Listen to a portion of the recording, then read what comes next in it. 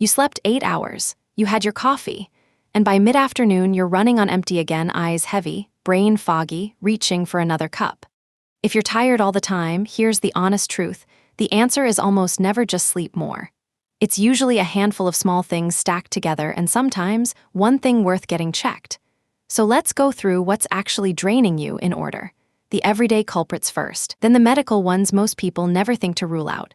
No fear, just the why. First, the trap. More hours in bed and more caffeine treat the symptom, not the cause. If your energy keeps crashing no matter how long you sleep, the problem is somewhere else. So where? Start with the bed itself.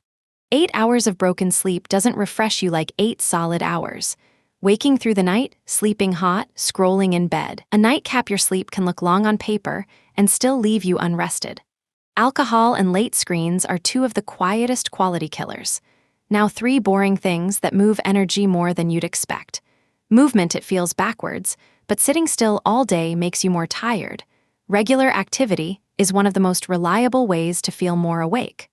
Water, even mild dehydration, shows up as fog before you feel thirsty. And blood sugar, a sugary breakfast spikes you, then drops you into a mid-morning crash. Pair carbs with protein and fiber and that roller coaster flattens out. But sometimes you're not physically tired. You're drained. Chronic stress keeps your system switched on, and that's exhausting in its own way, the tired but wired feeling, shattered but unable to switch off. If rest isn't restoring you, the drain might be mental, not physical. And here's the part most videos skip. Sometimes you've done everything right and you're still exhausted, and that's your cue to get checked, not to push harder. A few common, very treatable causes worth a simple blood test. Low iron, especially for women with heavy periods. An underactive thyroid. Low vitamin D or B12.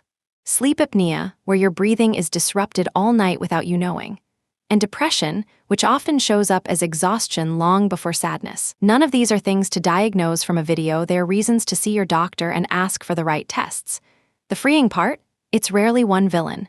Tiredness is usually a stack: a little poor sleep, not enough movement, a skipped meal, a stressful month, and fixing 2 or 3 often turns it around. Your fatigue isn't a failing. It's a signal, so pick the easy wins first. A steady sleep and wake time. Daylight and a short walk in the morning. A breakfast with protein and fiber instead of just sugar. Water before coffee, and an honest look at your stress. If you've done the basics for a few weeks and you're still wiped out, book the blood test.